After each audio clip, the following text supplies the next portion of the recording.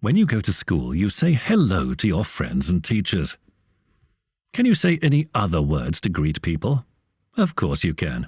If you meet your friends in the morning, you might say, good morning. In the afternoon, after 12 o'clock, we say, good afternoon. In the evening, you can say, good evening. And before going to bed, you say, good night. Instead of goodbye, you might say, see you later, or see you tomorrow. Let's listen to some conversations.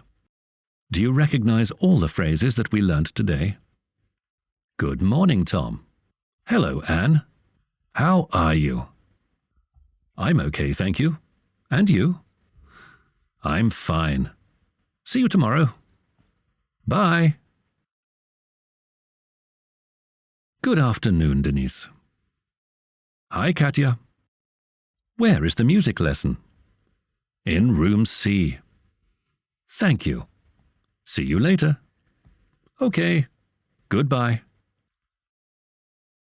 Good night, Tom. Good night, Anne. See you tomorrow. Bye. At school, you don't just chat with your friends. You also work in your lessons. You can work alone, but it's more effective to work in pairs or groups. Remember the rules of group work. They'll help you learn better. Look at your partner. Listen to him or her. Smile and be polite. Share your things. Think of new ideas. Ask questions.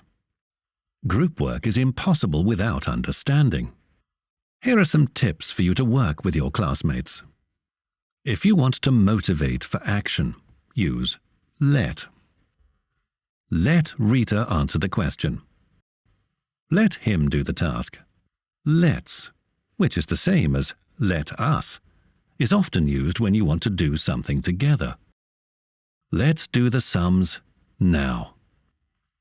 Now pay attention. The pronouns that follow let must be in objective form. Repeat the objective pronouns, please.